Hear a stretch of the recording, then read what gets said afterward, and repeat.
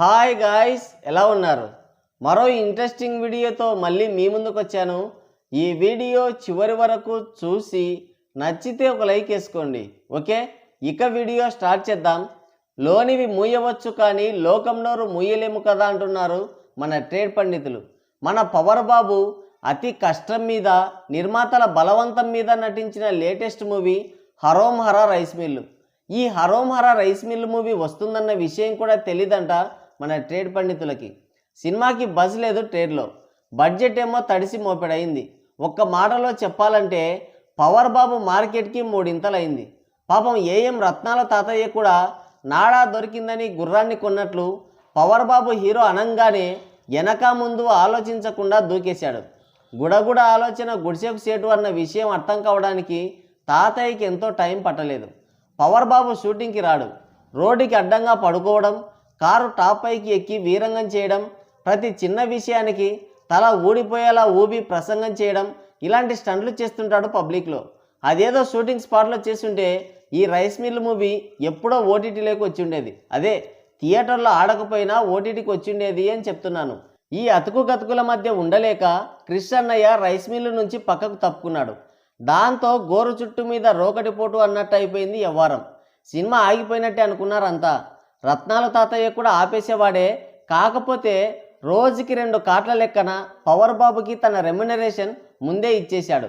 లంకకు పెట్టిన పెట్టు, గోడకు పూసిన సున్నం తిరిగి రావన్నట్టు పవర్ బాబు తన రెమ్యునరేషన్ వెనక్కి ఇవ్వడం ససేమిరా జరగదు. దాంతో ముందుకు పోతే మురికి ముండా, వెనక్కొస్తే ఎర్రి ముండా అన్నట్టు అయిపోయింది రత్నాల తాతయ్య పరిస్థితి.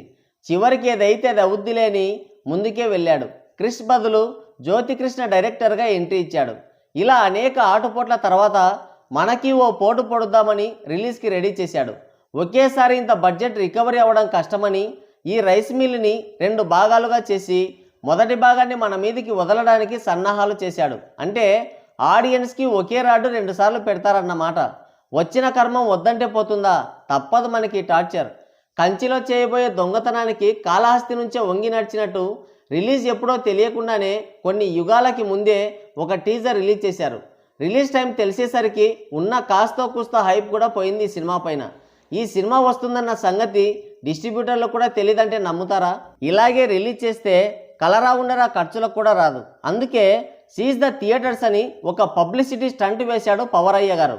కన్నప్ప సీడీ గురించి మాట్లాడుకున్నారు కానీ ఈ సీజ్ ద థియేటర్స్ అని పవర్ బాబు వేసిన పబ్లిసిటీ స్టంట్ గురించి ఎవ్వరూ పట్టించుకోలేదు. అది కాస్త తుస్సుమంది. ఇక అడ్వాన్స్ బుకింగ్స్ ఓపెన్ చేస్తే సర్వీస్ ఛార్జీలకు కూడా వెళ్ళడం లేదంట. అడ్వాన్స్ బుకింగ్స్ లేవని బయ్యర్లు మొత్తుకుంటున్నారు. ఈ విషయం చెప్తుంటే ట్రైలర్ వచ్చిన తర్వాత మాట్లాడుకుందామంటున్నారు పవర్ అయ్య గారి ఫ్యాన్స్.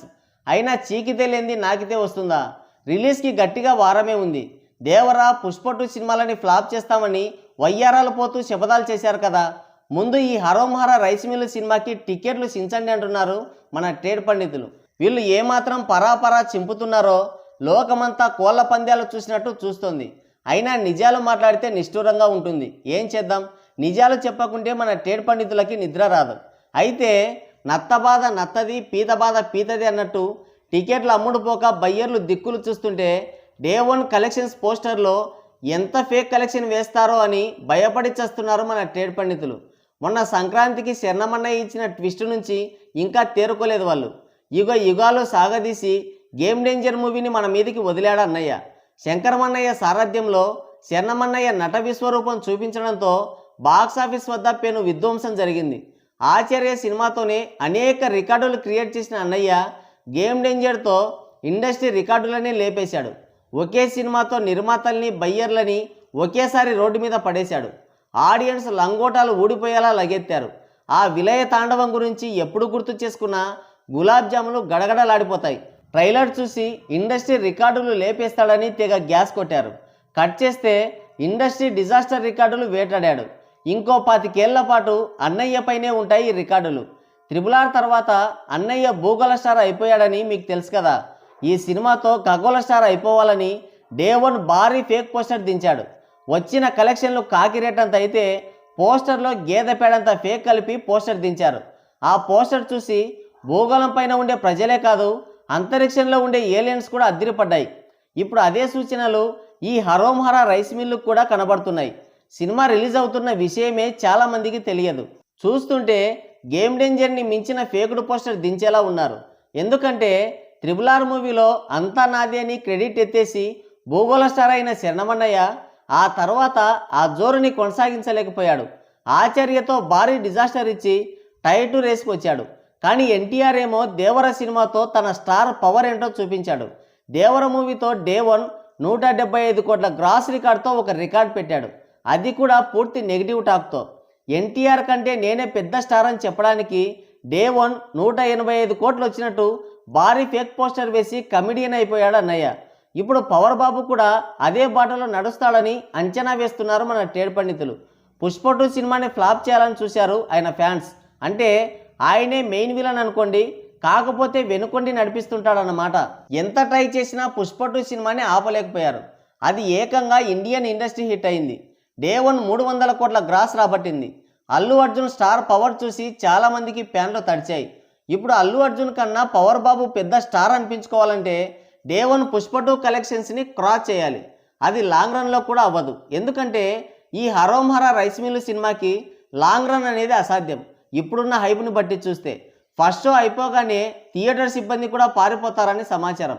కాబట్టి ఎన్టీఆర్ కంటే పెద్ద స్టార్ని అని శరణమన్నయ్య ఎలా అయితే భారీ ఫేకుడికి తెరలేపాడో అట్టాగే అల్లు అర్జున్ కన్నా తనే పెద్ద స్టార్ అని ప్రూవ్ చేసుకోవాలంటే అంతకంటే భారీ ఫేకుడు పోస్టర్ దించక తప్పదంటున్నారు మన ట్రేడ్ పండితులు. అదే కనుక నిజమైతే ఇక టాలీవుడ్ ఇండస్ట్రీకి వాల్యూయే ఉండదని మదన పడుతున్నారు, వేదన పడుతున్నారు. మరి ఈ హరోం హరా రైస్ మిల్లుకి ఫేక్ పోస్టర్ దించుతారా లేదా అనేది మీకేమన్నా తెలిస్తే మీ అమూల్యమైన అభిప్రాయాన్ని కింద కామెంట్ సెక్షన్లో కామెంట్ చేయండి. సో గాయ్స్, ఇది వీడియో. మరోసారి మరో ఇంట్రెస్టింగ్ వీడియోతో మళ్ళీ కలుద్దాం. Thank you, take care, bye bye.